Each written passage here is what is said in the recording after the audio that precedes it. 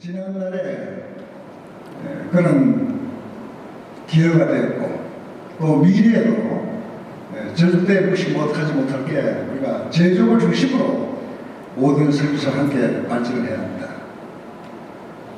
그리고 저희 음악과 관계되는 내용을 국방선제에 대한 걸 언급을 했더라고요.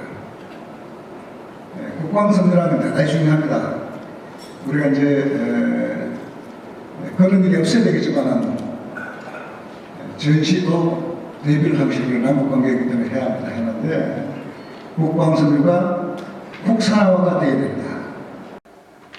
국내 기술로 만들어진 제품들이 우리 군에 많이 보급되는 그래서 제가 그런 마음을 갖고 있기 때문에 그 강의 내용에 국방선제 국산화 또 더 한 차원 높은 질을 높여서 국방에 관한 군인들에게 그 안전도를 높이는 작은 메시지만 저에게는 대단히 울림이 컸습니다.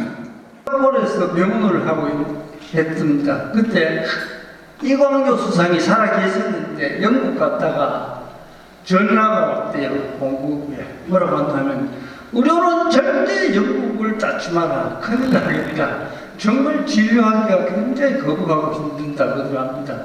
그래서 그 우리나라 의료 숫자를 유럽 그리고 또 영국 이런 데를 비유를 해서는 체제가 틀린다는 걸 좀 이해를 하고 좀 의사들 나는 뽑으면 의사 많이 뽑으면 좋습니다. 그러나 뽑긴 뽑아야 된다고 생각하는 사람은 틀림없이 맞습니다. 그러나 이왕이면 좀 비유를 하려거든 일본이나 또 싱가포르나 미국이나 의료 수준이 의료 서비스가 좀 괜찮은 나라에 우리나라에서 숫자는 얼마나 되느냐. 좀 사람 생명을 담보로 의사가 파업을 하면 됩니까? 그래서 베스타로치 쓰는까지는 안 간다 하더라도 그러면 배운 사람이나 안 배운 사람 지금 어떻습니까?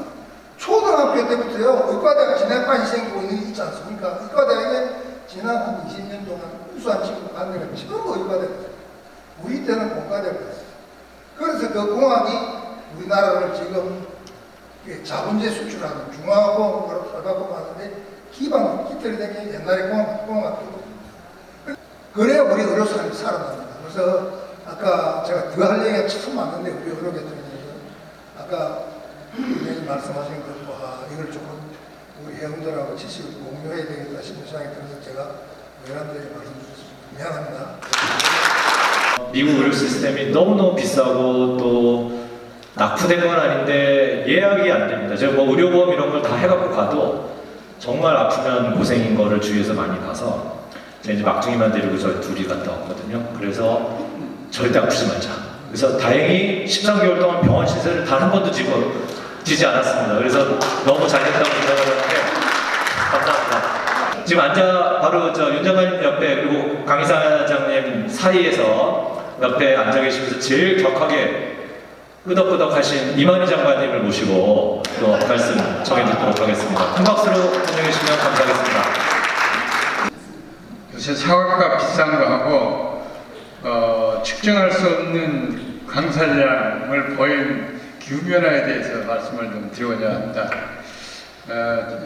아주 결론부터 말씀을 드리자면 지금까지 모든 통계는 그렇게 유의미하지 않다. 따라서 비즈니스를 하시는 분들이나 과학을 하시는 분들, 미래를 대비하시고 예측하시는 분들은 지금까지의 통계에 집착을 하게 되면 디자인 실패의 성과를 눈물겹게 봐야 된다. 이것이 현재 돌아가고 있는 지구적 현상입니다. 리스크 매니지먼트를 소홀히 하면 분명하게 크라이시스 매니지먼트를 해야 되는데 리스크 매니지먼트에 비해서 크라이시스 매니지먼트가 국가는 물론이고 개인 기업 그리고 지방자치단체 단위로 봤을 때의 행정 수장에 이르기까지 모두가 다 엄청난 코스트를 지불해야 되는 시험 과정에 지금 있다. 이렇게 생각하시면 됩니다. 사회 언론에서 말하는 일개 판사가 아니라 일국 판사이다. 그 사건 하나를 담당한 판사의 경우에 그 권한은 대통령, 대법원장, 법원장 선배도 어떻게 할 수 없고 여론도 어떻게 할 수 없는 일국을 움직이는 판사의 권능을 가지고 그 사건에 책임을 져야 된다. 도피를 하면 안 된다. 3월 8일 날 메리어트 호텔에서 미국의 렉시스 AI가 포문을 열고 한국에 공개를 하는데 한국 고유의 법조 AI 회사가 3월 달에 300만 건에서 500만 건 살아있는 판결을 학습한 AI를 내놓습니다. 미국 거는 한국 판결을 아직 학습을 못했어요.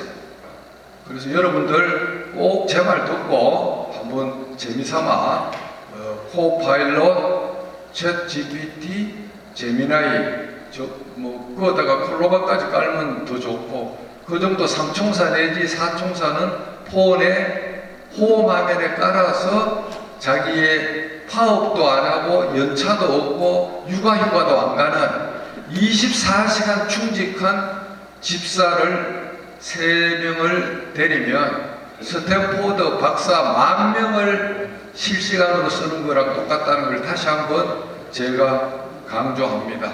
예, 감사합니다.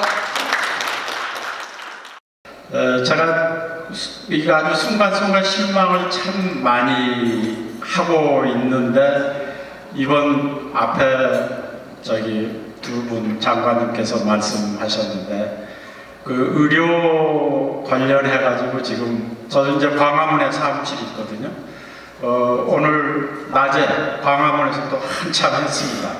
그런 걸 보면서 저는 그렇게까지 격렬하게 하리라고는 생각을 미처 못했는데 너무 격렬하게 그렇게 하니까 야 이제는 무슨 우리 사회의 하이클래스 무슨 지도자 무슨 뭐 이렇게 지식인 뭐 이런 저기를 이제는 도저히 구분이 안 되는 것 같다는 생각을 하게 됐습니다. 이번 사건도 제가 알기로는 이게 아까 윤 장관님 말씀하셨는데 20여 년 걸친 문제고 우리 지식인들이 정말 뭔가 이렇게 신념 뭔가 한번 이렇게 쓴다든가 말을 하면 책임을 지고 그런 뭐가 이렇게 사회가 잡혀야 되는데 그런 게 다 무너져 있는 거예요. 네, 장태평 이사장님 말씀 감사합니다. 그러면 이제 다시 원래 저희 그 순서대로 돌아와서 진행을 하도록 하겠습니다. 그 전에 제가 그 정식으로 인사를 안 드렸는데요. 지난 13개월 동안 그 미국 캘리포니아 UC 어바인에 안식년을 나갔다가 얼마 전에 들어와서 아직도 서울 생활에 적응 중인 구민교입니다. 부를 듯 말 듯 하면서 너무 오래 기다리셨습니다.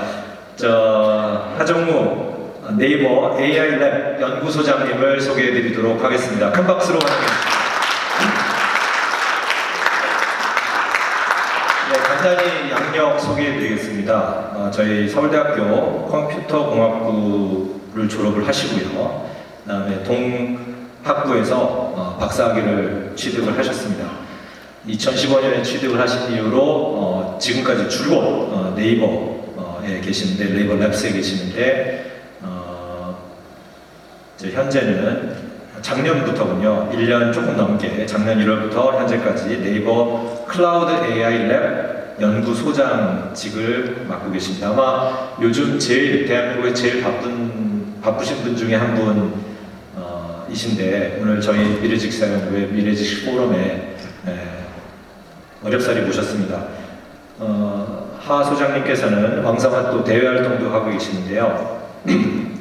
현재 AI 미래 포럼 공동 의장으로 활약하고 계시고 서울대 네이버 서울대하고도 이제 인연이 많으세요. 서울대 네이버 초대규모 AI 연구센터 공동센터장을 역임을 하고 계십니다. 또 카이스트와도 협업을 진행하고 계시고요.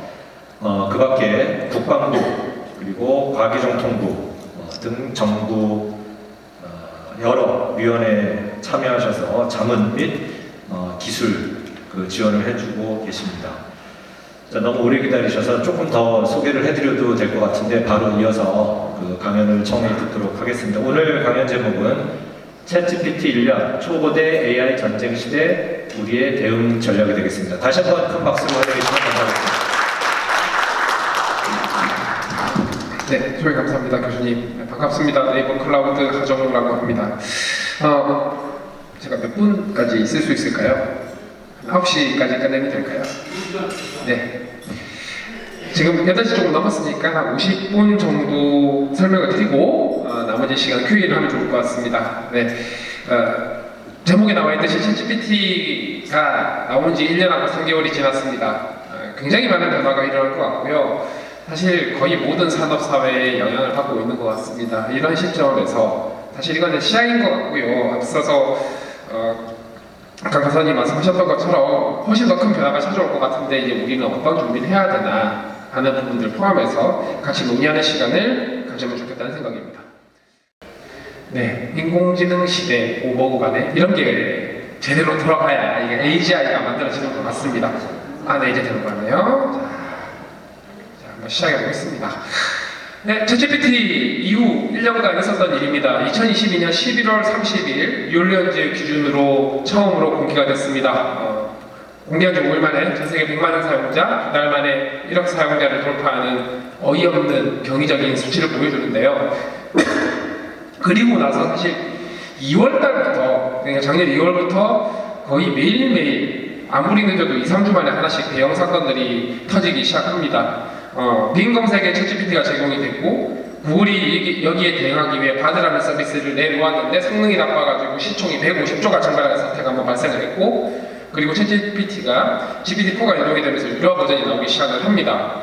그러면서 마이크로소프트는 이 GPT라고 하는 기술들을 마이크로소프트의 전체 프로덕트 365 코파일럿이라고 얘기를 해서 기존의 오피스 프로그램들 그리고 코드를 짜는 VS 코드 등에 다 연동을 하면서 새로운 형태의 사업 모델을 만들기 시작을 합니다. 그리고 플러그인이라고 해서 생성 AI가 외부 앱들과 연동할 수 있는 생태계가 만들어지기 시작했고 구글과 메타는 그 나름대로 대응을 하기 위한 여러 가지 솔루션들을 내기 시작합니다. 특히 이 중에 라마2가 상업적 용도로서 오픈소스 거대 언어 모델로 나오면서 또 다른 생태계의 시작을 알리게 되죠. 그 이후에 구글도 검색에 적용을 하고 GPT-4 9위가 제대로 동작을 하면서 멀티모달의 시대가 열리기 시작합니다. 그림 그려주는 AI인 달리3가 챗GPT에 붙으면서 이제 누구나 쉽게 그림을 그릴 수 있게 됩니다. 그리고 재미나이가 발표가 되고 카드라 통신에 따르면 Q스타라고 하는 지금까지 생성 AI를 한 단계 뛰어넘는 녀석이 준비가 되고 있다는 얘기까지 나오고 있습니다. 매일 새벽에 눈을 뜨는 게 무서울 지경이고요. 도대체 제가 왜 이 업계에 들어와가지고 이렇게 고생을 해야 되나 하는 자괴감이 들 정도입니다. 이렇게 2023년이 엄청나게 빠르게 진행했고 그럼 2024년은 기술적인 부분보다는 비즈니스나 서비스적인 측면에서 조금 더 혁신이 일어나지 않을까라는 생각을 좀 했었으나 그렇지 않고요. 한번 다음으로 부탁드립니다. 당장 지난주 이번주만 해도 또 얘네들이 시작을 합니다. 오픈 AI와 구글이 서로 막 치고 달리기 시작하는데요. 구글은 제미나이의 컨텍스트 렌스라고 얘기를 하는데 입력받을 수 있는 그리고 출력을 컨텐츠를 만들 수 있는 양의 크기를 기존에 정말 많아봐야 한 14만 개 정도의 토큰을 100만 개 이상으로 늘려버립니다. 이제 책 몇 권을 비디오 1시간 분량을 통째로 입력을 받아서 그걸 가지고 작업을 할 수 있게 된 거죠. 이에 반해서 오픈AI는 글만 주면 비디오를 만드는 소라라고 하는 걸 또 공개를 합니다. 어찌나 만들어지는 영상의 퀄리티가 좋은지 사람들이 충격을 또 받습니다. 그리고 구글도 메타처럼 오픈소스 언어 생성 AI를 공개를 하죠. 앞으로 2024년에도 또 혁신적인 여러 사례들이 많이 나올 것 같습니다. 다음 부탁드립니다. 네, 간단히 짚고 넘어가겠습니다. 특히 글쓰는 AI에 대해서 좀 설명을 드리고 넘어가고 싶은데요. 글쓰는 AI를 학습시키는 방법에 대해서 좀 설명을 드리겠습니다. 사실 이 GPT와 같은 기술들이 아주 최신 기술로 이루어질 거냐 하면 그렇지는 않습니다. GPT가 학습을 하는 방법은 단어를 가리고 가린 단어를 맞추도록 학습을 시킵니다.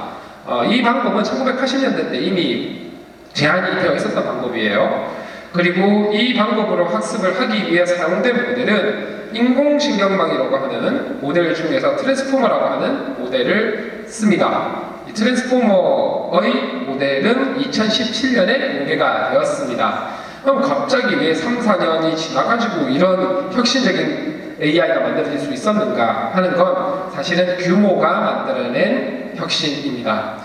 트랜스포머를 포함한 이 인공신경망의 매개 변수의 숫자를 기존에는 아무리 커봐야 정말 크면 한 100억 개 정도였던 걸 GPT-4는 오피셜은 아니지만 1조 7천억 개 정도의 매개 변수를 갖는다고 얘기를 합니다. 자, 여기서 말하는 매개 변수는 인공신경망이죠. 인공신경망은 사람의 뇌 구조를 모사해서 만든 모델 구조입니다. 사람의 뇌에는 뉴런이 있죠. 그리고 뉴런들을 연결하는 시냅스라는 게 있습니다.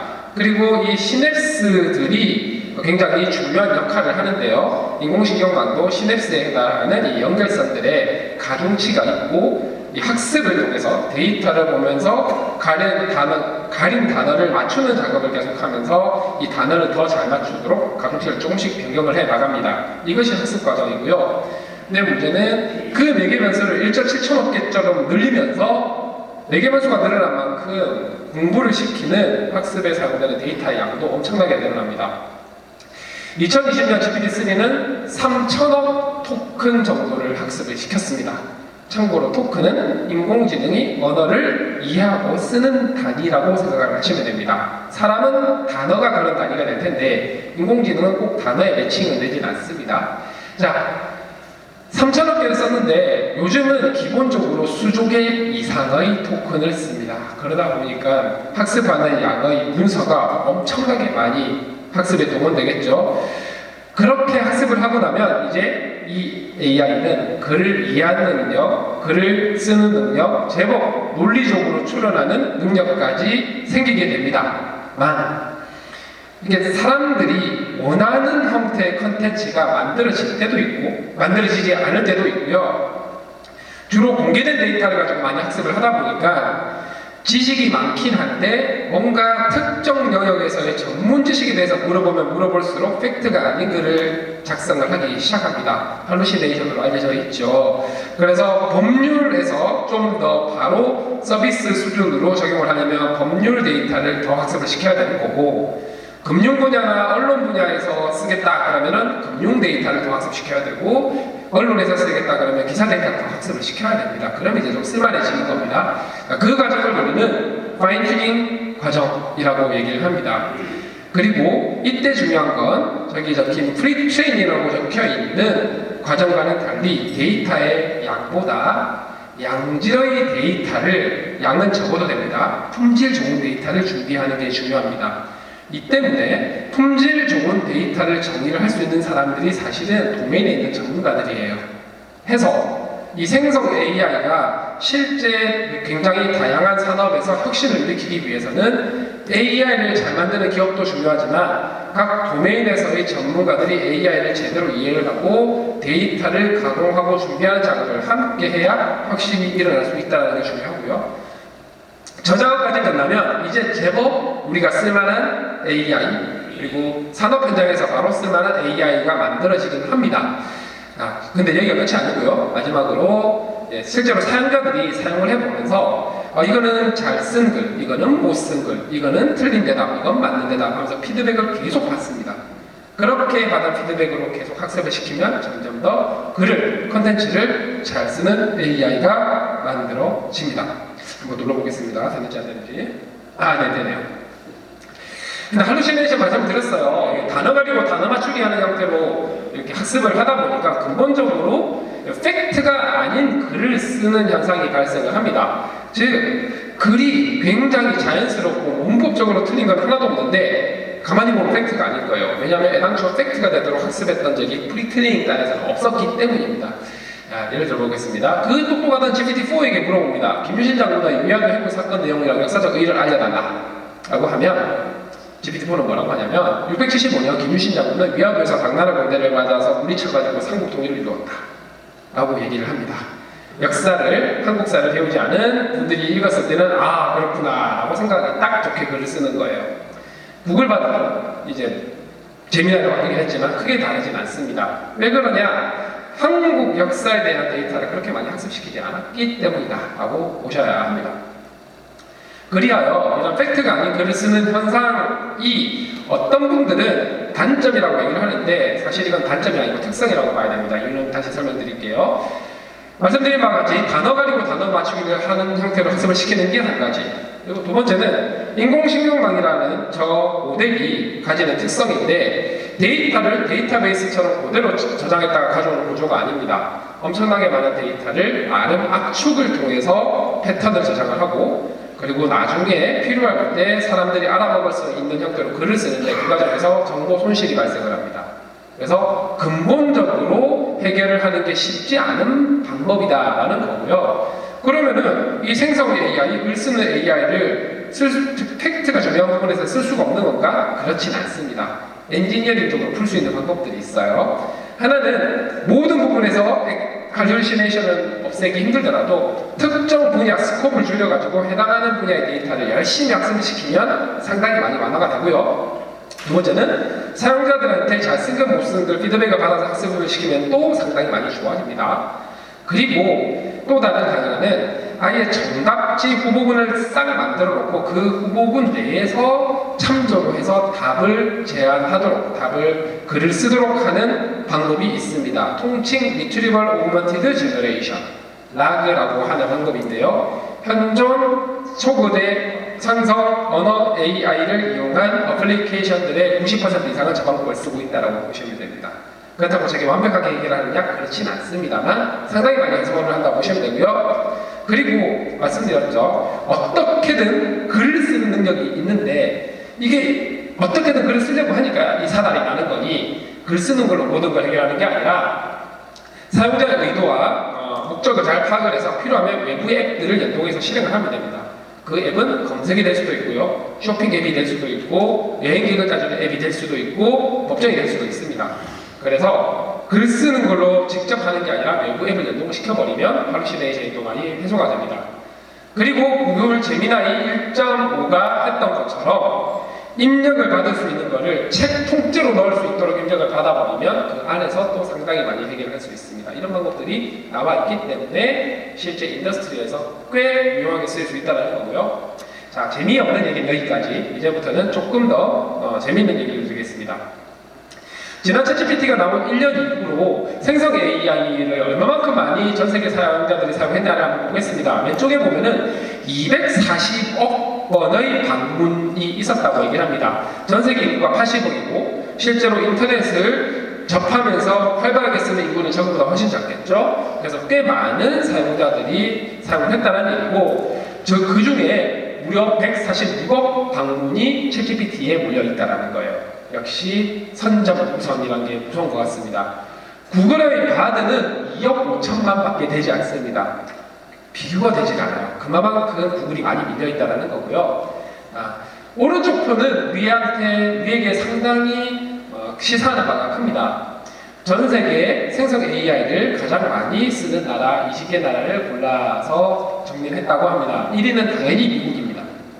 그리고 중국은 없습니다. 왜냐하면 챗GPT를 막아버렸어요. 구글도 원래 막혀있죠. 그러다 보니까 2위는 인도, 3위 인도네시아, 필리핀, 브라질, 영국, 일본, 독일 이런 식으로 쭉 내려갑니다. 대충 봐도 인구 순인 것 같습니다. 그렇겠죠? 인구가 많으면 당연히 활용이 할 가능성이 더 높으니까요. 인도네시아나 필리핀이 높은 순위를 갖는 것도 우리는 눈여겨볼 만합니다. 그런데 여기에 눈시고 봐도 한국이 없어요. 네.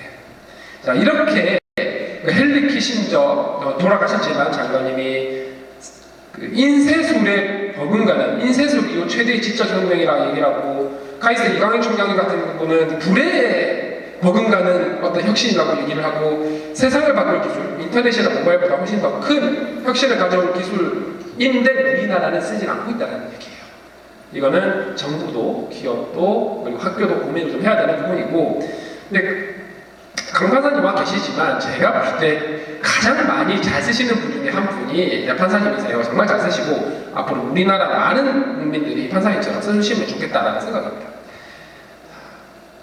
재밌는 표 하나 더 들고 왔습니다. 아까 제가 규모가 만든 혁신이라고 말씀드렸어요. 그래서 더해서 모델을 키우고 데이터를 많이 학습을 시키면 훨씬 더 강력한 똑똑함이 생깁니다만 거기에 더해서 사람을 닮아갑니다.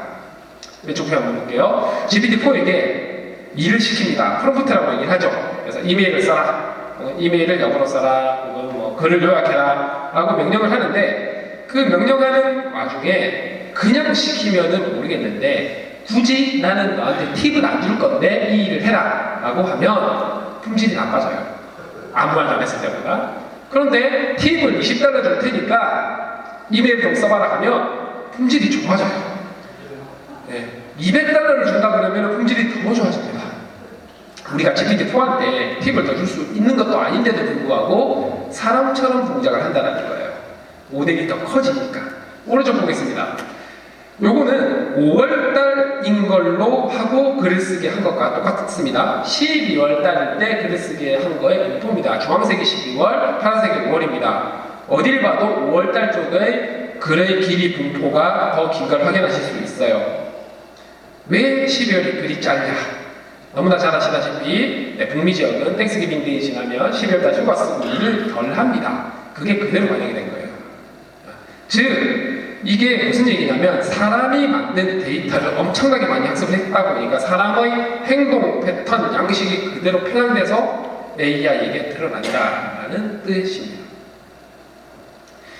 작년 12월 구글 딥마인드에서 제미나이라고 하는 새로운 멀티모달 생성 AI가 만들어집니다. 멀티모달이라고 하는 거는 텍스트만 입력하고 출력하는 게 아니라 이미지, 비디오 같은 것들도 함께 처리할 수 있다는 뜻입니다. 사실 전 세계 3대 AI 연구 그룹이라고 하면 오픈 AI, 구글 브레인, 그리고 딥마인드가 있었습니다. 근데 구글 입장에서 봤더니 이대로 가만히 가다가는 오픈 AI와 도저히 경쟁이 되지 않을 것 같아서 구글 브레인과 딥마인드를 합해버렸어요. 그러면서 진행한 프로젝트가 제미나이 프로젝트고 GPT-4V를 잡자라고 해서 완성이 된 프로젝트입니다. 이 제미나이는 크게 세 가지 크기의 모델이 있습니다. 울트라, 프로, 나노입니다. 제미나이 울트라 같은 경우 최근에 상용화가 돼서 서비스가 나오기 시작했는데 구글 내부에 있는 개발자들조차도 제 지인을 통하면 GPT-4보다 낫다라고 보장을 못한다고 합니다. GPT-4보다 나은 거는 전 세계 수억 명이 쓸 수 있는 스케일아웃은 가능하다. 그걸 자랑하고 있다고 얘기를 하고요. 프로는 공짜로 쓸 수 있는 바드에 적용이 됐죠. 이름은 제미나이로 바뀌었습니다. 우리가 주목해볼 부분은 저 나노입니다. 나노를 만든 이유는 모바일 폰에 올리기 위해서 구글이 픽셀폰이라는 폰을 만듭니다. 거기에 생성 AI를 올리기 위해서 만든 버전이라고 생각을 하시고요. 그리하여 2024년이 생성 AI 중에 온디바이스 AI의 원년이 된다라고 예상하는 이유도 이것 때문이라고 보시면 됩니다. 다만 기억을 하셔야 할 거는 온디바이스에서 인터넷이 연결되지 않은 상태에서 제미나이 나노 수준으로 뭔가 실행을 했을 때는 챗GPT나 그냥 일반적인 제미나이 수준을 생각을 하시면 안 된다는 겁니다. 성능 저하가 꽤 많이 발생을 하고요. 덜 똑똑해진다는 뜻이에요. 그리고 모바일 폰에 이걸 돌리기 시작하려면 배터리 문제, 열 문제 이런 것들이 여전히 풀어야 되는 숙제이긴 합니다. 앞서 말씀드린 바와 같이 제미나이 1.5가 토큰의 입출력 길이를 100만까지 올려놨습니다. 이 100만이 얼마나 어마무시한 숫자냐면 1시간 규모의 비디오를 통째로 넣고 비디오에 대한 얘기를 할 수 있는, 그러니까 지금 현재 생성 AI와는 또 다른 혁신적인 서비스를 만들어낼 수 있다는 거죠. 현재 그 이전의 여러 가지 모델들은 잘해야 13만 개 정도의 토큰을 쓸 수 있었어요. 그게 GPT-4입니다. 그래서 이 부분 때문에 또 한번 혁신이라고 보고 있고요. 그리고 이제 오픈소스 생성 AI 관점에서 메타가 라마라고 하는 모델을 공개하면서 앞서가고 있었지만 구글이 그걸 또 견제를 하기 위해서 젬마라고 하는 모델을 이번 주에 기억하기로 이번 주에 공개를 했는데 성능이 별로인 것 같다라는 평들이 좀 돌고 있습니다. 네. 자, 이렇게 글로벌 빅테크들이 사활력으로 달리는 이유는 이것 때문이겠죠. 작년 6월에 블룸버그에서 이런 보고서가 나왔습니다. 2032년 정도까지 생성 AI가 만들어낼 시장 규모 1.3조 달러라고 얘기를 합니다. 우리 돈으로 1,700조 원. 자, 저 시장을 누가 차지할 것인가? 거의 대전쟁이 벌어지고 있고 거의 치킨 게임에 가깝게 진행이 되고 있는 거죠. 그리고 올 1월 달에 맥킨지에서 또 다른 보고서가 나옵니다. 딱 6개월 정도 지난 시점인데 1700조라고 말씀드렸죠. 액수가 바뀌었습니다. 생산성 향상을 가져오는 생성 AI 덕분에 이 파급 효과가 글로벌 경제에 미치는 효과가 적게 잡아도 2.6조 달러, 많게는 4.4조 달러라고 얘기를 합니다. 6천조랍니다. 6천조. 네, 엄청나죠? 저 기회를 누가 잡을 것인가? 사활을 갈만합니다. 그리고 저 생산성 향상이 일어날 만한 영역의 대표적인 것들은 커스텀 오퍼레이션, 마케팅 세일즈, 소프트웨어 개발, 그리고 R&D의 영역일 거다라고 예상을 하고 있습니다. 저 영역에서 얼마만큼 생성 AI를 잘 도입해서 활용하느냐가 기업의 경쟁력으로 그리고 새로운 기회로 이어질 수 있다는 뜻이고요. 중요한 부분이 이겁니다. 중요한데 어크로스 올 인더스트리 섹터입니다. 이 변화를 피해갈 수 있는 산업 영역 하나도 없다. 전부 다 해당된다. 그냥 먼저 되는 산업과 늦게 되는 산업은 있겠죠. 하지만 이르든 늦든 영향을 받을 수밖에 없다는 거고요. 그렇게 영향을 받는 이유가 생성 AI가 가져오는 자동화를 통해서 월커들, 그러니까 직원들의 역량이 급격히 향상될 수 있다라는 부분 때문이라고 합니다. 그리고 중요한 것은 이러한 변화의 페이스가 계속해서 더 빨라질 거다라고 얘기를 하는 거예요. 그런데 이게 가만히 있어서 될 건 아니고 이런 변화를 가져오고 그리고 일하는 방식의 어떤 큰 변화에서 대비를 하기 위해서는 당연히 투자가 필요하다라는 얘기를 하고요. 중요한 거는 이제 시작이라는 겁니다. 자, 이제 시작이니까 아직은 늦지 않았는데 가수가 되는 걸 고려하면 조금만 늦어지는 차이가 많이 벌어질 수 있다는 뜻이에요. 어떤 산업영역에서? 올 인더스트리 섹터에서입니다. 사실 일하는 방식이 벌써 변화가 일어나기 시작했어요. 앞서서 강 판사님 말씀하셨죠. 이제 판사, 법조인, 의사들 반 이상은 집에 갈 거다. 저는 약간 관점이 조금 다릅니다. 물론 저희 입장에서 일자리가 사라질 거다 얘기를 하는 게 굉장히 리스키한 부분도 있긴 하지만 저는 아직 젊어서요. 근데 저는 일자리가 사라진다기보다는 일자리는 있는데 그 일자리들이 일하는 방식이 바뀔 거라고 봐요. 네. 대부분의 일에서 일하는 방식이 바뀐다. 그래서 사무직 화이트 칼라들이든 리서처든 마케터든 디자이너든 소프트웨어 개발자들이든 일하는 방법 자체가 더 시간을 많이 쓰는 일, 덜 시간을 쓰는 일이 상당히 많이 구조가 바뀔 거고 이런 형태가 되겠죠. 자, 말씀하셨죠? 넥시스는 벌써부터 법률 서비스 제공을 하기 시작했습니다. 자, 글 쓰는 AI가 잘하는 일들이 가만히 생각을 해보면 판례 기반으로 요약 정리 추론하는 것들 당연히 잘할 수밖에 없어요. 제도적인 문제만 아니면 바로 해볼 수 있는 영역이니까 가장 먼저 다른 영역이고요. 교육도 크게 다르지 않습니다. 2023년 1월 달에 뉴욕시에서 공립학교에는 챗GPT 쓰지 말라고 그냥 금지를 시켰어요. 이유는 애들이 생각 안 하고 그냥 바로 쓸까봐. 그런데 딱 4개월 지나서 5월 달에 그 지침을, 금지 지침을 취소시켜버립니다. 억지로 막아서 낼 게 아니라 애들한테 정확하고 안전하고 효과적으로 쓰는 방법을 가르쳐야 되겠다. 그래야 아이들의 역량이 될 거라고 판단한 거죠. 반대로 얘기하면 교육의 전반적인 부분에서도 생성 AI가 패러다임을 싹 바꿔놓을 수 있다는 뜻입니다.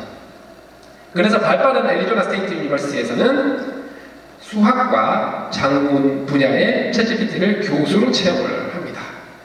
예, 생성 AI가 잘할 수 있는 영역이죠.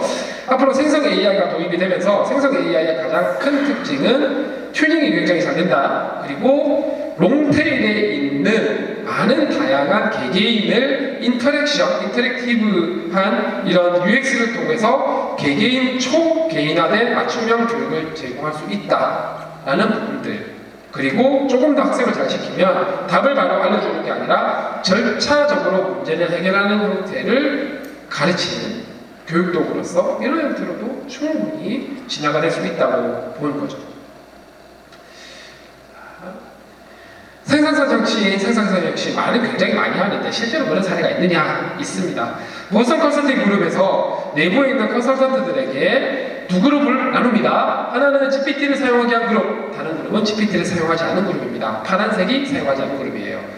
보고서를 작성하게 했습니다. 평가를 했는데 사용하지 않은 그룹은 평균 점수 4점, 사용한 그룹은 평균 점수 6점입니다.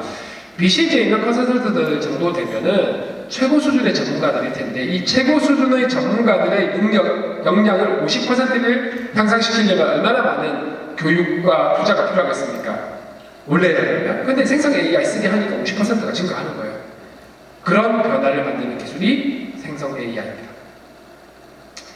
이런 것들이 됩니다. 이제 사진 하나 띡 올려놓으면 이 사진에 대해서 단순하게 글자만 읽어드리는 게 아니라 이 사진이 어떤 것들을 할 수 있는지 혹은 이 사진의 내용 기반으로 추론까지 할 수 있는 겁니다.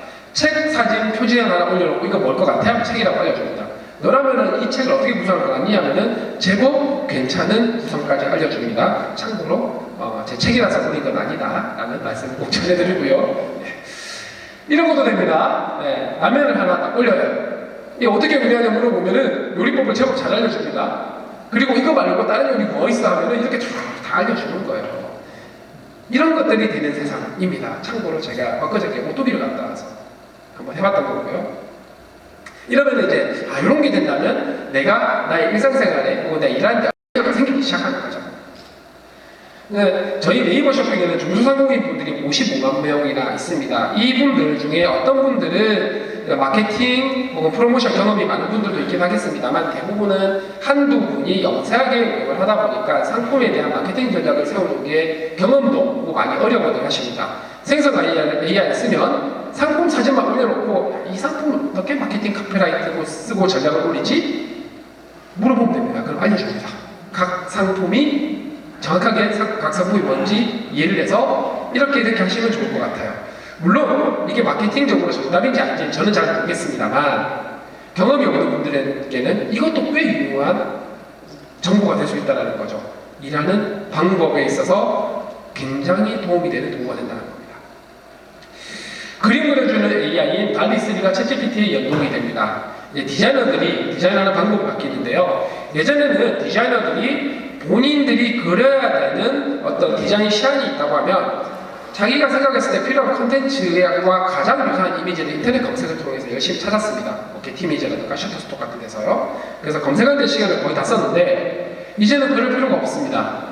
내가 그리고자 하는 컨텐츠를 말로만 잘 설명해가지고 입력을 하면 저 같은 그림 제병이도 이런 거 정도를 쉽게 그릴 수 있는 거죠. 교수님들 많이 계실 텐데 교수님들 제안서 시즌입니다. 보고서 시즌이죠. 마음에 드는 사파를 그리려니까 너무 힘들죠? 이제 고민 안 하셔도 됩니다. 쓰시면은 저작권 문제 없는 그림 얼마든지 그릴 수 있다는 거예요.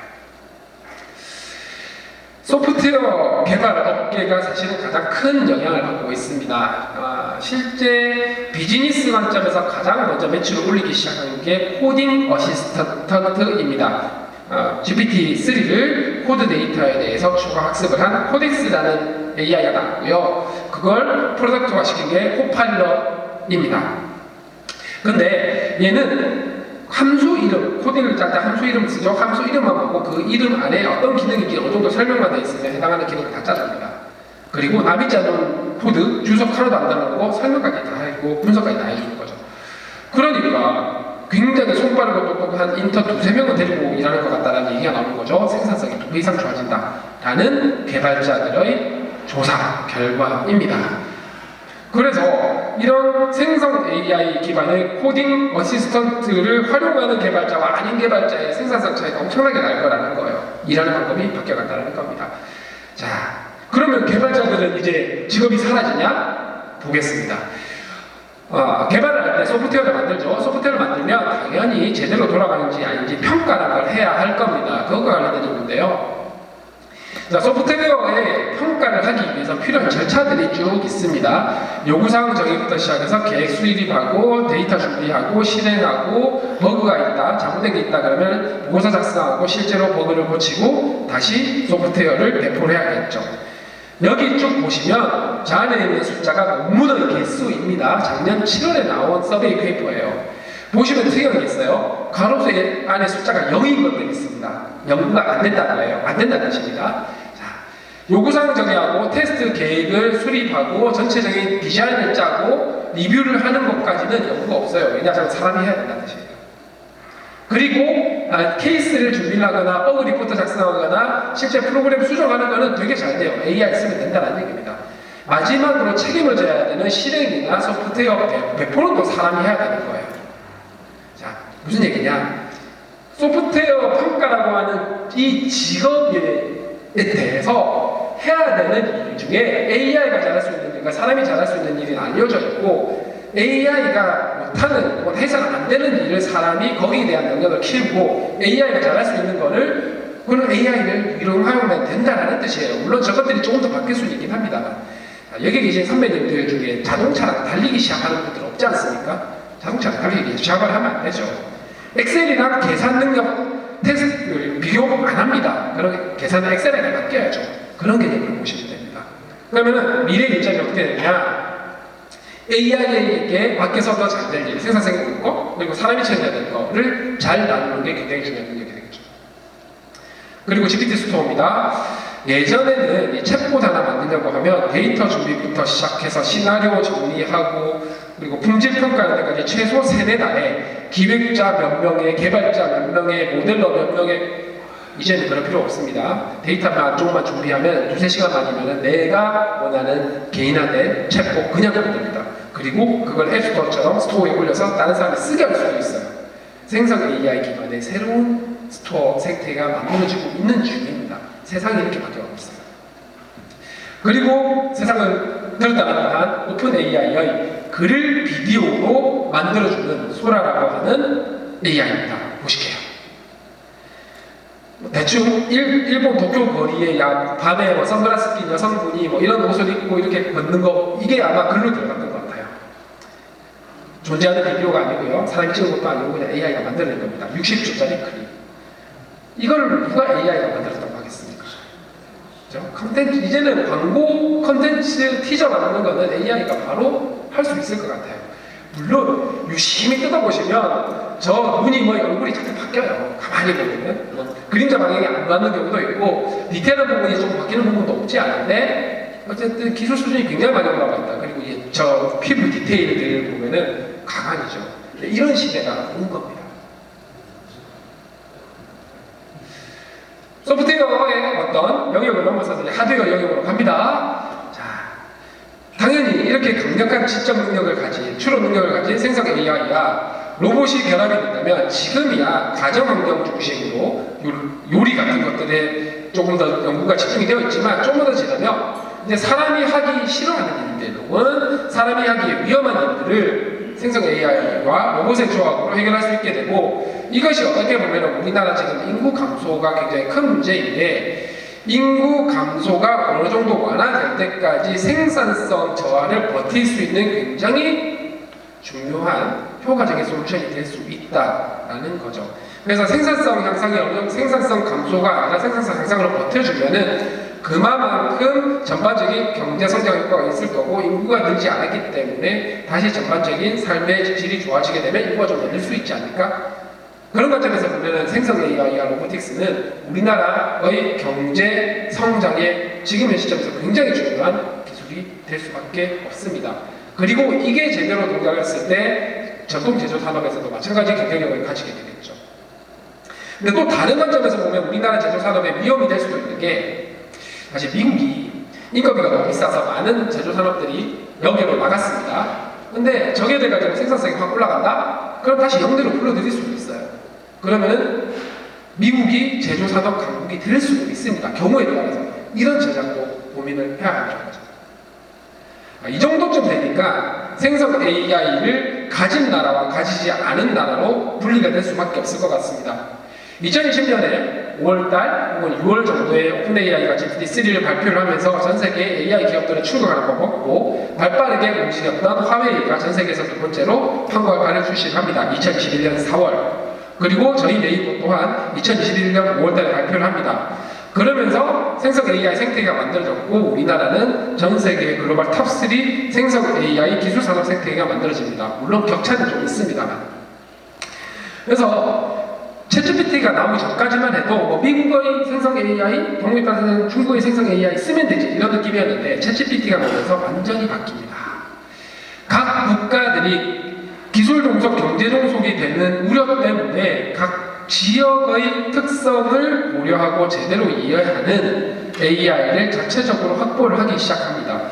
러시아나 이스라엘은 꽤 빠르게 진행을 했고 여기 있는 많은 나라들 최근에 프랑스는 미스트랄이라고 하는 기업을 통해서 막 진행을 하고 있죠. 이런 노력들이 열심히 진행되고 있는 거죠. 제가 소버린 AI 얘기를 하면 척합이 세우는 거냐 국수주의냐 얘기를 하는데 그게 국수주의였으면 저 나라들이 왜 저러고 있겠습니까?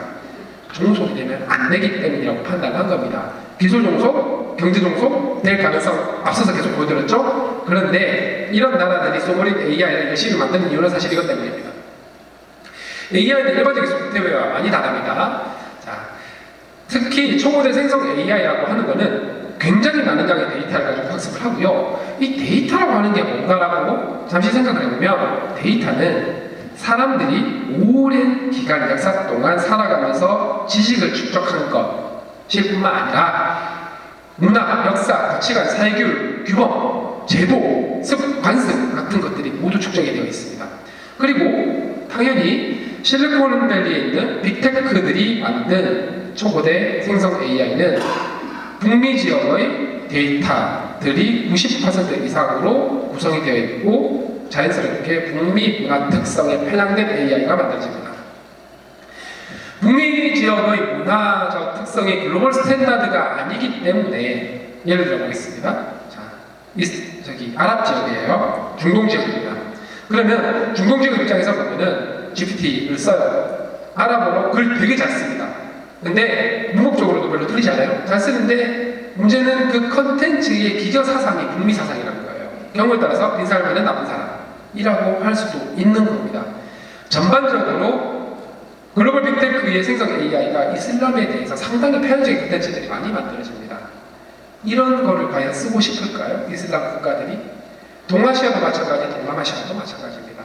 하여 각 지역 특성을 제대로 이해하고 제도를 제대로 이해하는 AI에 대한 수요가 사라질 수가 없고 오히려 더 강해질 수밖에 없죠. 이 부분에 대해서는 엔비디아 CEO인 젠슨랑도 똑같은 얘기를 합니다. 소버린 AI 너무나도 중요하고 만들 수밖에 없는 상황이다. 자, 그런 관점에서 보면 우리나라는 꽤 잘 준비를 해서 경쟁력이 있다라는 관점이겠고요. 이렇게 네이버가 마이크로소프트나 구글이나 메타나 딥마인드보다 훨씬 더 빠르게 초고대 AI를 만들어서 공개를 해서 산업 생태계 만들어가고 있고요. 너무 빨리 지나갔네요. 이게 가능했던 건 저희가 검색 시장을 지켜봤기 때문에 컨텐츠 플랫폼으로서 데이터를, 즉 학습에 활용할 데이터를 UGC라고 얘기하죠. 블로그, 카페, 지식 같은 데이터들을 축적을 할 수 있었기 때문입니다. 유럽이 그 뛰어난 AI 연구 역량에도 불구하고 이 페이스에서 느린 이유는 그러면서 오픈소스를 강조할 수밖에 없는 이유는 플랫폼이 없어서입니다. 데이터 축적을 할 수가 없었어요. 하나 더, 연구소도 아니고 AI 기술을 잘 만들었어, 글 잘 써, 그림 잘 그려서 끝나면 안 되죠. 투자했던 규모, 투자금 얘기하는데 실제 세계에서 적용이 되어서 혁신을 만들어내야 되는데 사실은 오픈 AI가 그게 없어요. 서비스 제공할 때가 마이크로소프트를 통해서 코파일럿을 가는 거 그거밖에 없으니까는 GPT 스토어 같은 걸 만드는 겁니다. 근데 저희는 200개가 넘는 서비스가 있습니다. 플랫폼 위에서. 그리고 국내는 굉장히 많은 스타트업들이 만들어놓은 앱 생태계가 있습니다. 그것과 연결되도록 할 수 있는 것, 이것이 지속가능한 AI의 굉장히 중요한 부분이 되겠죠. 연구 능력도 중요합니다. 저희가 구글이나 메타 이런 데 얘기할 바는 아니지만 1년에 탑티어 AI 컨퍼런스에서 공 100개 이상씩을 발표를 해요. 그만큼 연구 투자 많이 했다는 얘기고, 그래서 실제적으로 인용도 잘 되고 있고 영향력 기준으로 보면 구글보다 순위가 더 높다라는 분석 결과도 나와 있습니다. 전 세계 1등이 네이버입니다.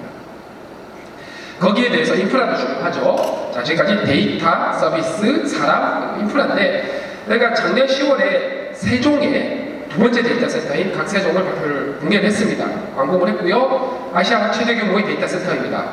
생성 AI 시대에 어마무시한 컴퓨팅 인프라와 데이터가 축적이 될 텐데 그거에 대한 인프라적인 준비가 이미 되어 있다는 거예요. 그러하다 보니까 인프라부터 시작해서 기술, 산업 생태계까지에 대한 경험을 가지고 있었기 때문에 작년 영국에서 열렸던 AI 안전 정상회의에서 글로벌 AI 기업으로서 인정받고 초대를 받은 거죠. 우리나라에서 딱 3명이 초대받았습니다.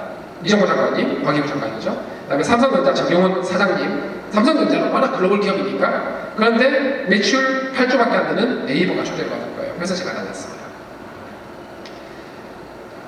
넘어갈게요.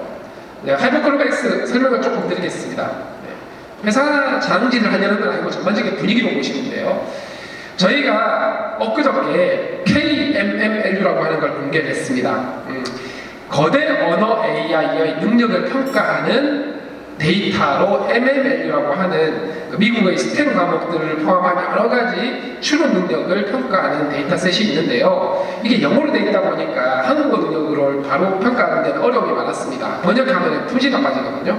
그래서 국내에 있는 오픈 생태계에 있는 연구자들과 저희가 함께 만들어서 공개를 했는데 제가 드리고 싶은 말씀은 이거예요.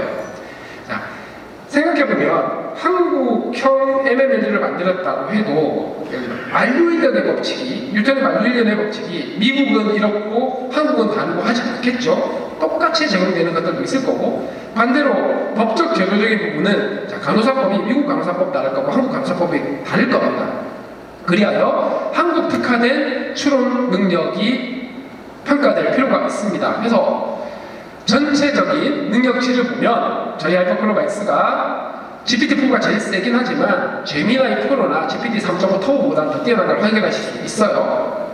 그리고 한국 특화대치에 대해서는 GPT-4보다 저에게 더 낫다라는 숫자가 객관적으로 찍힙니다.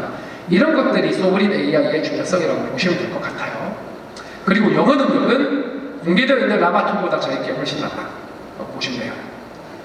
그런데 이런 기술적인 우월성 이런 것보다 훨씬 더 중요한 것은 그래서 이 생성 AI가 사용자들에게, 기업들에게, 고객들에게 어떤 가치를, 어떤 새로운 기회를, 성장 기회를 제공할 거냐가 중요한데요. 그래서 저희는 검색에 연동을 한 큐가나 챗GPT와 같이 대화용으로 쓸 수 있는 클로바엑스도 작년 8월에 공개됐고, 블로거들이 글 쓰는데 도움을 줄 수 있는 클로바4 라이팅도 공개를 했고, 광고주들을 위한 인터랙티브한 광고 플랫폼도 공개를 했고, 기업들을 위해서 기업에 대해서 기반을 학습해서 활용할 수 있는 것들도 모두 공개를 했습니다. 한국에 대한 이해 중에 가장 중요한 것 중에 하나가 이 사투리 능력입니다. 왜냐? 이 생성 AI가 앞으로 인공지능 비서 역할을 해야 되는데 사투리를 이해를 못하면 서울 수도권 지역에 계시는 분들을 제외하고는 이 생성 AI의 도움을 받을 수가 없다라는 뜻입니다.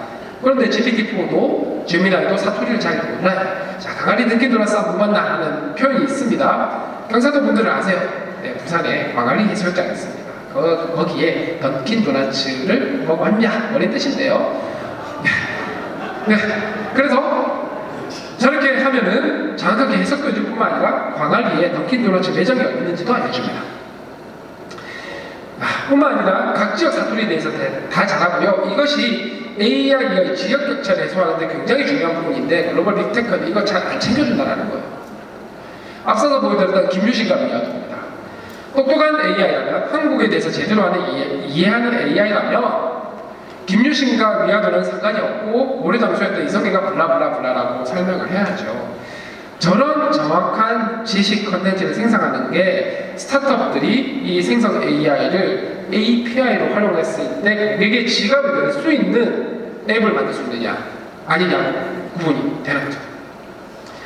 그리고 저희가 이거 8월달에 공개를 했는데요. 자, 여행을 갑니다. 여행을 갈 건데 그냥 여행 계획 세워달라고 하면 제법 잘 싸주는데요. 그냥 여행 계획이 아니라 아이랑 같이 제주도를 가야 됩니다. 그러면 제주도 여행지에서 실제로 아이랑 갈고 가는 데를 추천해 줘야 되겠죠. 할루시네이션을 해소하기 위해서 저희 네이버 여행 서비스와 연동이 되어 있어요. 차량 예약을 하고 싶다.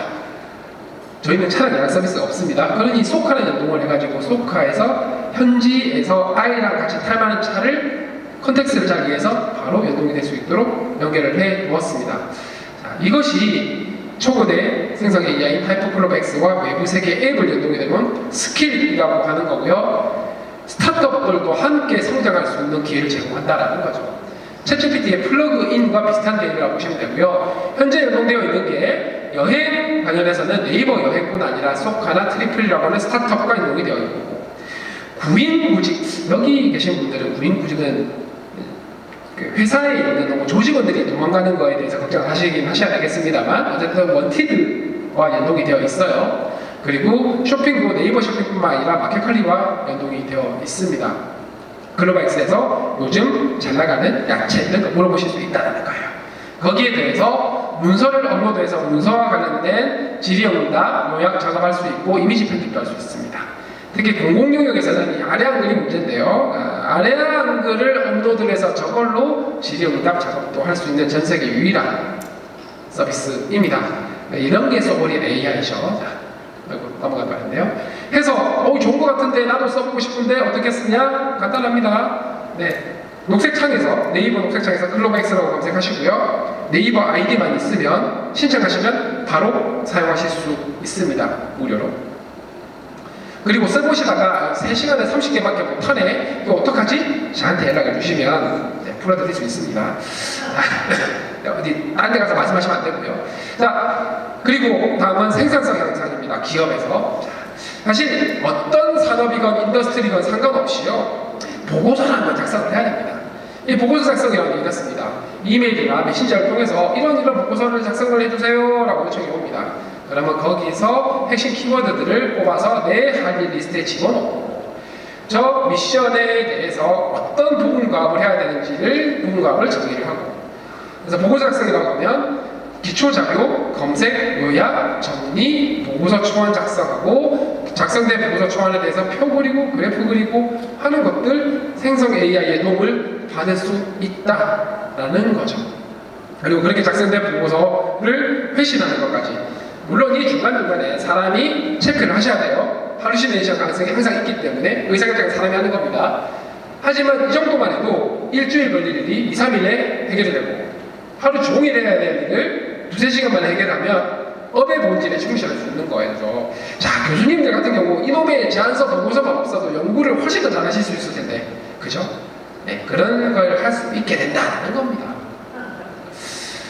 저희 컬렉트릭스가 네이버 내부에서 실제로 사용을 하고 있고요. 이제 저는 매일 본문을 들어가지 않아도 요약을 다 해주고 필요하면 제 스케줄에 버튼 하나 누르면 다 반영해서 넣어주고, 그 클로바 X 같은 거에 사내 버전 형태로 해서 작업도 바로바로 되고요. 자고 일어나서 쌓인 메일에 대해서 내가 할 일을 버튼을 누르고 체크해서 추가만 하면 제 스케줄에 다 반영되는 이런 것들을 쓰고 있어요. 앞으로 일하는 방식이 이렇게 바뀐다는 거예요. 그리고 코딩입니다. 파이썬 많이 쓰시는데 파이썬 기준으로 보면 코드 전용 모델인 메타의 코드라마나 GPT 3.5보다 저에게 성능이 더 좋다라고 하는 평가가 있고요. 말씀드린 바와 같이 이거는 GPT-4도 마찬가지고 저희 거도 마찬가지지만 해당하는 기업들의 전문 분야로 들어가면 들어갈수록 지식이 얕아집니다. 이 부분 해결하려면 어떻게 하면 되느냐? 네, 학습을 더 시키면 됩니다. 이런 것들 제공하는 거예요. 보시면. 우리 기업만의 전용 AI를 만든다면 생산성에 어떤 변화가 생길까요? 클로바 스튜디오는 기업 전용 AI를 만들 수 있도록 돕는 하이퍼스케일 AI 개발 도구입니다. 예를 들어 기업 내부의 문서를 빠르게 찾아 요약하고 보고서를 자동으로 만들어주는 기업 전용 AI가 만들어지는 것이죠.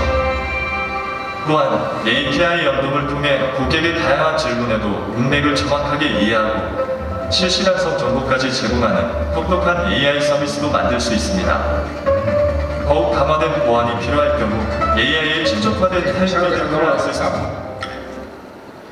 그래서 이런 클로바 스튜디오라고 하는 추가 학습할 수 있는 톡박스를 통해서 저희가 실제로 만들었던 게, 저희가 만든 게 아니죠. 폴라리스는 클로바 스튜디오를 활용해서 폴라리스 오피스 내 AI를 만든 것을 구현을 했고요. 저희는 API를 제공한 겁니다. 그러면 개별 기업들이 혁신적인 애플리케이션 만들어주는 거죠. 한컴도 마찬가지 한컴독스에 저희 하이퍼클로바 X를 반영을 해두었습니다. 경상북도 교육청은 엄청 똑똑한 챗봇을 만들 수 있게 되는 거고요. 그리고 SKCNC는 기업 보고서 작성하는 것도 저희 걸 활용해서 만들었습니다. 광고제공공사 같은 공공기관에서 광고 카피 제작하는 걸 저희 걸 쓰고 있어요. 이렇게 기본적으로 클라우드 기반으로 이런 생성 AI를 활용을 하게 되면 굉장히 혁신적인 걸 만들 수 있어요. 근데 문제는 이 데이터 보안 이슈가 있죠. 그래서 해당하는 기업 전용 존을 제공을 하거나 공공 전용 존을 제공을 하는 형태로 보안을 챙겨주기도 합니다. 여기까지는 글로벌 클라우드 기업도 다 하는데 우리나라에 있는 공공 영역 그리고 많은 대기업들은 클라우드로 데이터 보내는 것 자체를 꺼려하는 경우가 많습니다. 그걸 위해서 저희가 뉴로 클라우드라는 거를 출시했어요. 뭐냐? 컨테이너 박스에다가 GPU 서버, 학습된 하이퍼클로바 X, 그리고 보여드렸던 클로바 스튜디오 추가 학습할 수 있는 얘네들을 통째로 패키징을 해서 고객의 데이터 센터 안에 넣어버립니다. 그러면 고객 데이터 센터 맘 안에 있다 보니까 고객사의 추가 학습 데이터도 직원들이 입력한 명령어도 그렇게 해서 만들어진 컨텐츠도 밖으로 나올 일이 없습니다. 완벽하게 데이터 보안을 준수할 수 있게 되는 거죠. 자, 그리고 다음 광고입니다. 광고는 예전에는 브로드캐스팅이었지만 이제는 생성 AI의 강력한 상호작용, 인터랙션 기능을 통해서 광고주가 제공하는 정확한 정보 범위 내에서 구매 의사가 있는 분들이 필요한 정보들을 계속 보답하고 하는 와중에 구매로 자연스럽게 이어질 수 있도록 하는 기능을 제공을 할 수 있게 됩니다. 이게 광고인지 정보 제공인지의 경계가 모호해지는 시대가 오는 거죠. 실제로 저희가 나이키와 함께 진행을 했을 때 구매 전환율이 굉장히 많이 향상을 했다고 얘기하고요. 검색 플랫폼이든 다른 데 광고 플랫폼이든 생성 AI 기반의 광고 기능을 제공할 수 있는 기업과 아닌 기업은 완전히 구분되게 될 거라는 거죠. 세계 최초 광고 생성 AI 서비스라고 보시면 될 것 같고요. 자, 앞서서 기후변화 말씀 주셨는데요. 기후변화와 간접적으로 연관이 되어 있죠. 초고대 생성 AI가 모델이 엄청 큽니다. 그래서 GPU 같은 서버를 학습이 아니라 서비스 적용해서 인퍼런스에도 써야 되는데 GPU가 엄청 비쌉니다. HBM이라는 메모리를 쓰는데 열도 엄청 많이 나고 내고 에너지도 엄청 많이 들이죠. 이러면 사실은 지속 가능하지가 않습니다. 너무 비싸거든요. 그래서 저희는 삼성전자와 함께 이 HBM을 쓰지 않는 LPDDR 메모리를 쓰면서도 경량화 압축 기술을 통해서 전력 효율을 훨씬 더 높이고 운영 비용을 훨씬 떨어뜨릴 수 있는 AI 서비스 전용 칩을 만드는 데 성공을 했고요. 아마 올해 양산에 들어가게 된다면 지속 가능한 이 생성 AI 서비스 가능할 거라고 보고 있어요. 그리고 이 생성 AI가 아무리 잘 학습을 한다 그래도 항상 이 혐오적인 표현, 사회적인 민감한 이슈에 대한 발언들, 표현적인 발언들을 할 수밖에 없는데 이 부분은 저희가 레드티밍을 포함해서 안전을 챙기는 팀을 별도로 운영을 하고 있고 올 초에 제가 퓨처 AI 센터를 만든 이유도 이거 훨씬 더 안전하게 만들기 위한 노력들을 하고 있다고 보시면 됩니다. 그리고 공공 분야입니다. 사실 전 세계에서 가장 앞서서 초고대 생성 AI를 공공 분야에 도입한 게 대한민국입니다. 작년 초고대 공공 AI 케이프를 만들면서 70개 이상의 파일럿 프로젝트를 정부지원부처, 공공기관, 그리고 지자체에서 진행을 했고요. 대부분은 대민 서비스에서 훨씬 더 스마트한 기능을 제공하는 것들, 혹은 각 공공 영역 내에서의 업무 생산성을 훨씬 더 올릴 수 있는 훨씬 더 똑똑한 질의응답 시스템이거나 서비스 처리하는 것들의 파일럿 프로젝트가 상당히 많이 진행이 됐고 올해는 더 많은 예산을 확보해서 진행을 할 예정이에요. 그래서 올해 2024년에는 민간에서 잘 만든 초고대 AI를에다가 외부 공개 가능한 공공 데이터들, 특히 법원 데이터 많이 공개해 주시면 좋겠고요. 추가 학습을 하면 각 분야에서 굉장히 혁신적인 공공 서비스들이 더 많이 나올 거라고 보고 있고요. 2025년에는 아무래도 중앙정부 같은 경우는 비밀 데이터들 많이 쓸 수 있겠죠. 정부 특화 초고대 생성 AI를 역시 민간의 AI를 활용해서 내부적으로 쓸 수 있도록 하는 준비를 하고 있습니다. 이런 공공 영역의 활용에 가장 의미 있는 걸 보는 것 같습니다. 들어보시죠. 지금은 좀 어떠세요? 약 먹고 조금 가라앉았는데 그래도 뭐 쉬워지진 않아요. 아이고, 약을 먹어도 계속 그러시면 병원에 한번 가보시는 게 좋을 것 같아요. 아무래도 한번 더 갔다 와야 될 것 같아요. 매주 두세 번 AI가 독거노인 어르신들께 전화를 걸어줍니다. 네, 감사합니다. 사실 사회복지사분들이 돌봐야 되는 어르신들이 너무 많은 거죠. 예, 잘 들립니다. 아주 좋습니다. 반가워요. 네, 저도 반갑습니다. 선생님, 저번에 혈압 때문에 병원에 다녀오셨다고 하셨는데 지금은 좀 어떠세요? 네, 혈압도 잘 나왔고 괜찮아요. 운동을 해서 그런지 괜찮습니다. 다행이네요. 앞으로도 꾸준히 관리하셔서 건강하게 지내셨으면 좋겠어요. 초고대 생성 AI가 사회 문제를 해결할 수 있는 부분이고 앞서서 보셨다시피 속이 안 좋다고 하셨는데 혈압이 안 좋다고 하셨는데 이전에 대한 내용을 기억을 하는 거예요. 최근에 오픈AI 챗GPT가 이전 대화 기억을 한다라고 자랑을 했는데 저희는 저거 2년 전에 구현을 해서 이미 상용화를 해놓은 기술이라고 보시면 됩니다. 작년 기준으로 보면은 작년 말 80개 이상의 지자체 15,000분 이상의 어르신들이 이 전화를 받으면서 삶의 질이 좋아지고 계신 거죠.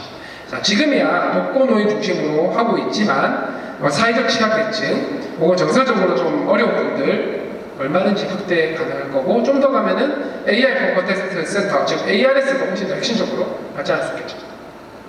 저희가 이렇게 공공을 챙기고 있는 게 기본적으로 예산을 훨씬 더 넓히고 생성 AI 기반 산업을 만들기 위한 마중물 역할을 하고 있다는 거고요. 그렇게 해서 이렇게 마중물 역할을 하게 되면은 초고대 AI 산업 생태계가 확장이 되면서 지금 글로벌 탑3의 위치를 더 공고히 할 수 있는 여러 가지 기회를 만들 수 있다고 보고 있고, 특히 공공 분야에 있어서는 우리나라가 가장 앞서가고 있기 때문에 이 경험 자체를 글로벌 진출을 하는데 활용할 수 있게 될 거라고 보고 있는 거예요.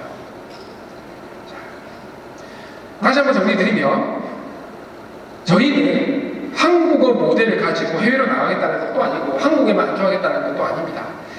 한국어를 중심으로 완전히 순수히 우리만의 기술로 초고대 경력에 있는 초고대 AI도 만들어봤고 저걸로 산업생태계도 만들어본 경험이 있어요. 나라에 가서 소버린 AI를 갖고 싶긴 한데 기술이 부족해요? 그러면은 방법은 두 가지입니다. 미국 걸 그냥 쓰면 됩니다. 하지만 미국은 패권주의예요. 기술 종속되는 겁니다.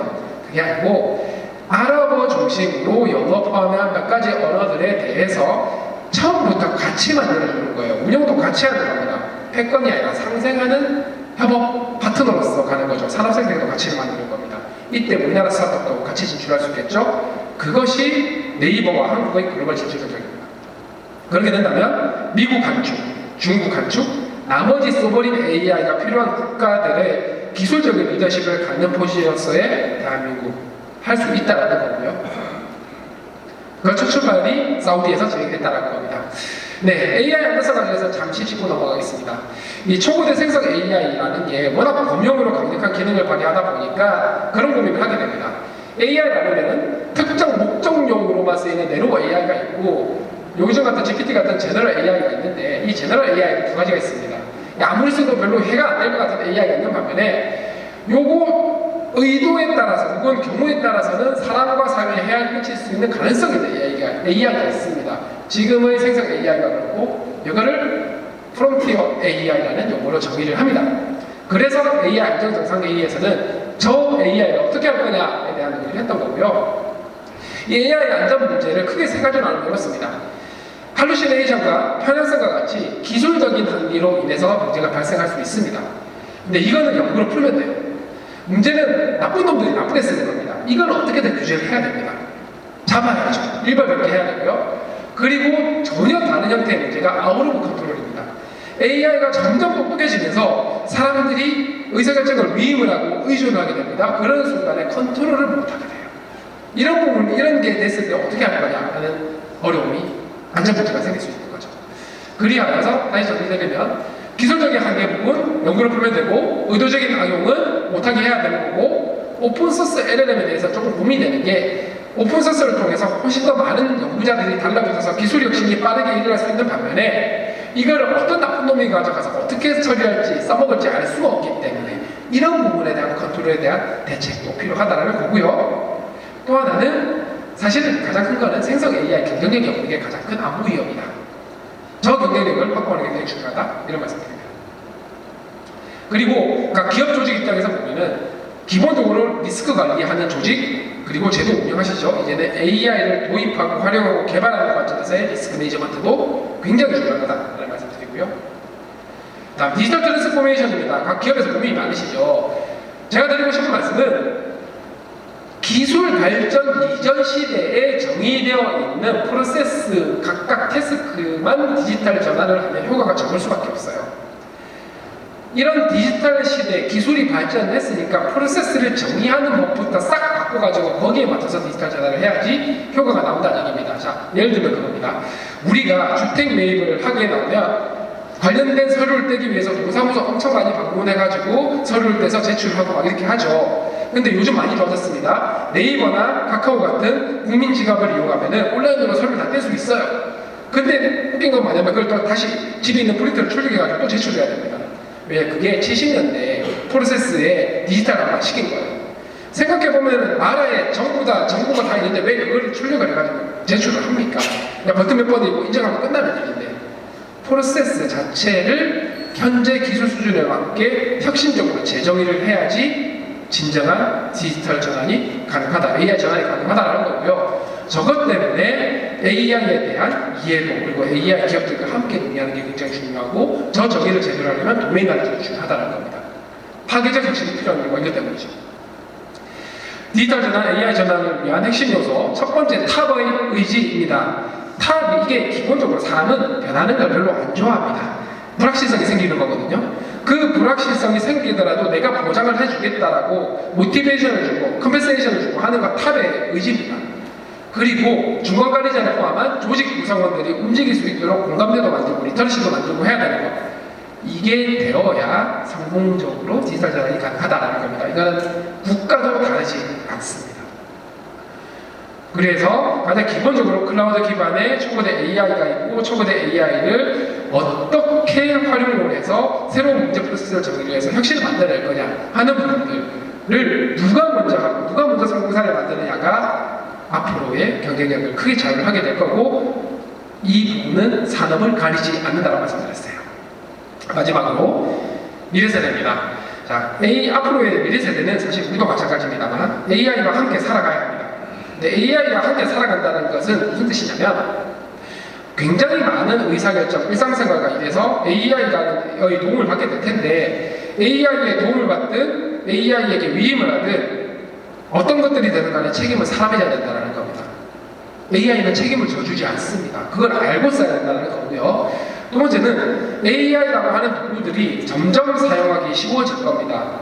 그렇게 사용하기 쉬워지고 나면은 물론 새로운 기술들이 계속 나오긴 하겠지만 차별화 포인트는 문제를 얼마만큼 효과적이고 정확하게 정의를 할 거냐 AI라는 도구를 고려했을 때 저 능력이 굉장히 중요해질 겁니다.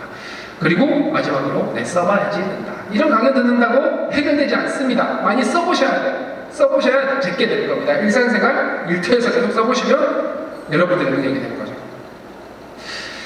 네, 많은 분들이 회자를 이렇게 인용을 하는데 이분이 원조입니다. 산티아고 발다라마의 테오에서 나온 거예요. AI가 사람을 대체하지는 않는다.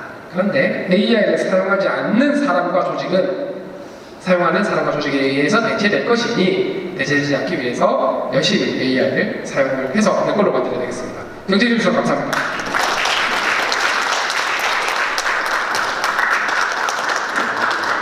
네, 하정 소장님 좋은 강연 감사드립니다. 저희 시간이 9시가 좀 넘긴 했습니다만 아마 그 질문들이 많으실 것 같고 저희 지휘부에서는 질문 하나만 받으라고 하시는데요. 일단 한 분 질문을 받고 시작하도록 하겠습니다. 이 질문은 꼭 오늘 해야 편히 주무시겠다 하시는 분 혹시 계실까요? 네, 강민구 전 판사님께서 대표로 질문해 주시겠습니다. 질문이 아니고 우리 AI 마리슨들이 말하기를 네이버 글로바엑스는 지구인이 만들고 미국 삼총사는 외계인이 만들었다 하면서 네이버를 폄하를 하는데 들어간 예산 인력 그걸 얘기하면 지금 너무 잘 하고 있기 때문에 그런 식으로 폄하하지 말고 열심히 좀 격려하고 잘하고 있다고 좀 박수를 좀 많이 보내줘야 되기 때문에 여러분 큰 박수 부탁드립니다. 또 이러면 저보고 네이버 홍보대사 아니냐 그렇게 씹을 건데 저는 네이버도 홍보대사고 구글도 홍보대사고 MS도 홍보대사 똑같이 홍보대사하고 있는 형국이니까 앞으로 더 이 동남아, 중동, 일본 이런 쪽에 우리 네이버 글로벌 X가 꽃을 피울 수 있기를 바랍니다. 네, 수고했습니다. 네, 감사합니다. 네, 감사합니다. 하정 소장님 다시 한번 오늘 굉장히 알찬 강연 감사드리겠습니다. 큰 박수 부탁드리겠습니다.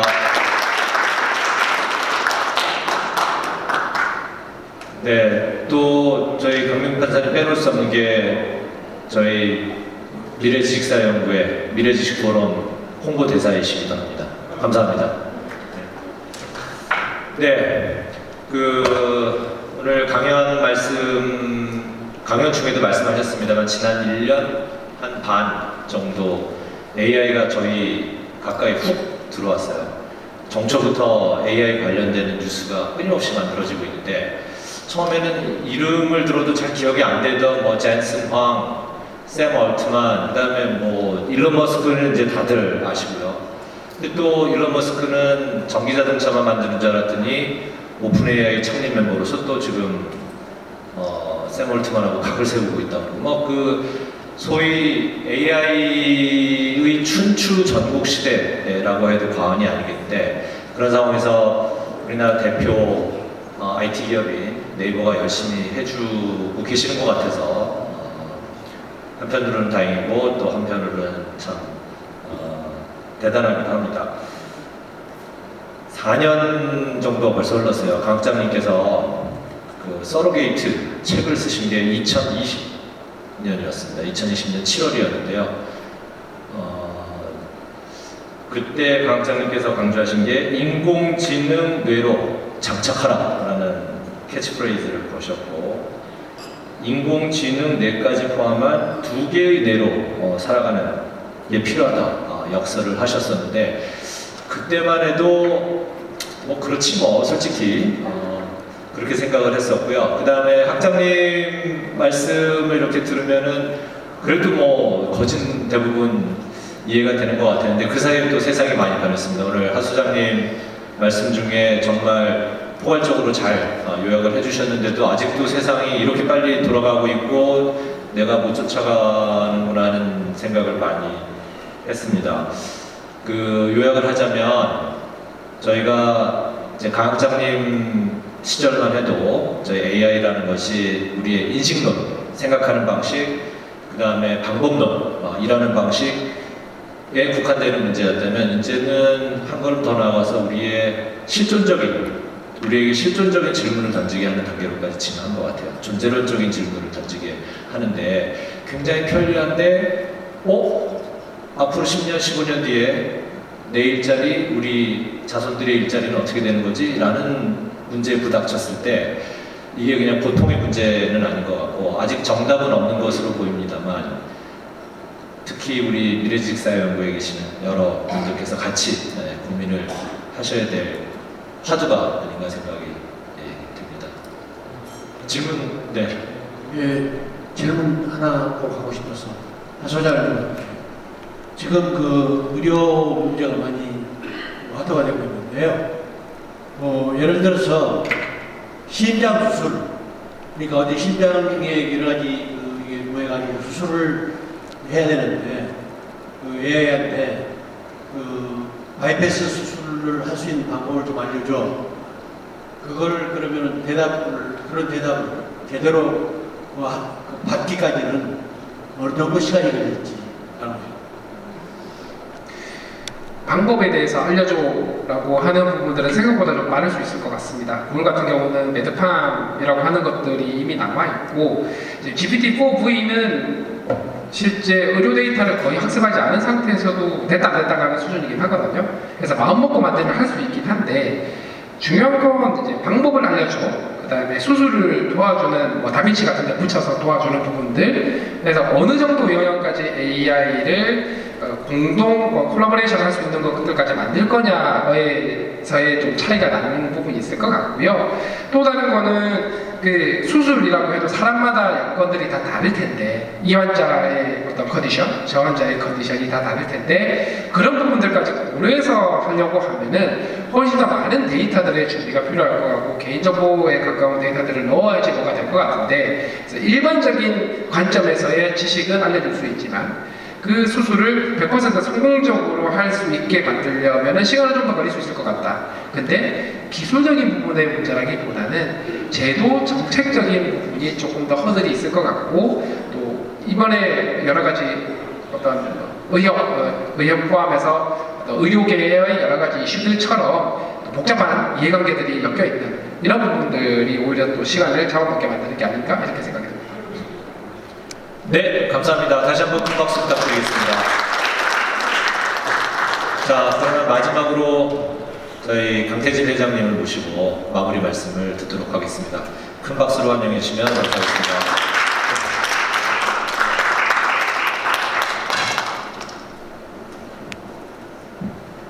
저희 미래지식사의 사회를 우리가 구민여 교수가 13개월간 미국 가 있는 동안 우리 김성민 교수가 대역을 아주 잘해줬습니다.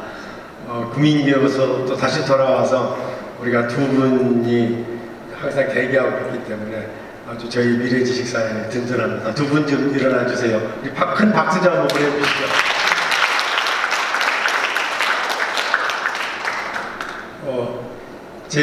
오늘 저는 우리 하정우 박사 강의를 들으면서 제가 사실은 이제 참 아래 한글을 쓰면서 워드를 쓰다가 아래 한글을 쓰면은 불편한 점이 한두 가지가 아니에요.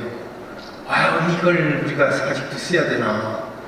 근데 저는 항상 걱정이 정부가 아래 한글 공문서에서 딱 정해져 있지 않고 그걸 풀어준다면은 아래 한글은 순식간에 워드에 바뀔 거라다 하는 그런 걱정을 항상 가지고 있었어요. 지금도 그렇습니다. 우리 아래 한글은 우리 정부에서 모든 공문서를 거기에 비해서 쓰기 때문에 기업도 다 따라가고 있고 그러다 보니까 우리 민간도 아래 한글을 쓰고 있습니다. 혹시 우리 AI도 우리 네이버도 지금 우리가 국가 모든 데이터나 언어나 이런 장벽이 쭉 대한민국에서 높게 쌓고 있기 때문에 쟤네들이 들어와서 못하고 우리가 이런 보존이 되는데 혹시 또 이 AI가 만약에 그런 국가 보호가 없어지는 날 쑥 다 빨려 들어가는 거 아닌가 하는 그런 이제 우려를 항상 하고 있었는데 오늘 우리 하정우 박사가 저희가 그런 걱정 안 해도 되겠구나 하는 그런 생각을 갖게 해서 참 강의를 들으면서 기분이 아주 좋았습니다. 올해 첫 강의가 조금 무겁긴 했지만 그래도 여러분들한테 시사하는 바가 큽니다. 여기 계신 데이터 전혀 그 컴퓨터나 데이터의 문맹이라 할지라도 이 AI가 누구나 다 쉽게 쓸 수 있도록 만들어주기 때문에 여기 계신 모든 분들이 다 그런 혜택을 누리게끔 우리 AI가 만들어줄 거라고 믿습니다. 실질도 그렇습니다. 우리 강민구 원장이 상당히 많이 세이지하고 다니는데 챗GPT 그냥 스마트폰에 로딩만 하면 뭐 말로 내가 프랑스 리옹을 가는데 한 3일 묵는데 뭐라고 지낼까? 한번 여행 계획 좀 짜봐 하면은 그냥 그 자리에서 주르륵 나온단 말이에요. 그런 것들을 이제 여러분들이 다 사용하셔야 같이 이렇게 나중에 손주 손녀들하고도 대화를 할 수 있고 또 이 변화된 세상을 살아가시는 데 큰 도움이 될 것 같습니다. 그러니까 실제 이렇게 쉽게 사용하게끔 만들어 놓으셨으니까 절대로 어렵다고 생각하지 마시고 다 사용할 수 있고 우리 강민구 원장 언제 또 한번 또 우리 강민구 위원장이 두 번 저희 미래지식에서 또 강의를 해주셨는데 한번 또 우리 그냥 실생활에서 직접 사용할 수 있는 방법을 터득하는데 좀 강민구 원장한테 좀 부탁을 드리도록 하겠습니다. 오늘 좀 늦어져서 죄송합니다. 아까 정말 오늘 8시 반에 끝나냐고 그러는데 여러분들 머리에 지나시게 또 9시를 넘겨서 끝나게 돼서 죄송합니다. 아까 말씀드린 대로 3월 15일 날은 청담동에 그 호림박물관에서 점심 하는 걸로 진행하도록 하고 3월 28일인가요? 네, 3월 28일 날은 그렇게 해주시고 우리 홍재성 회장님은 4월달 날짜를 하이아트가요 장소가 워낙 좋다 보니까 날짜 잡기가 굉장히 힘들어요. 그래서 우리 홍재성 회장님 날짜를 좀 잡아주시라고 했으니까 그날은 우리 하얏트에서 저희들 특별대우에서 홍 회장님이 초청해서 저희들 아주 새로운 그런 문화체험을 할 수 있는 기회를 주실 거라 믿습니다. 오늘 늦게까지 고생하셨습니다. 3월 27일, 8일 3월 28일에 뵙도록 하겠습니다. 안녕히 가십시오.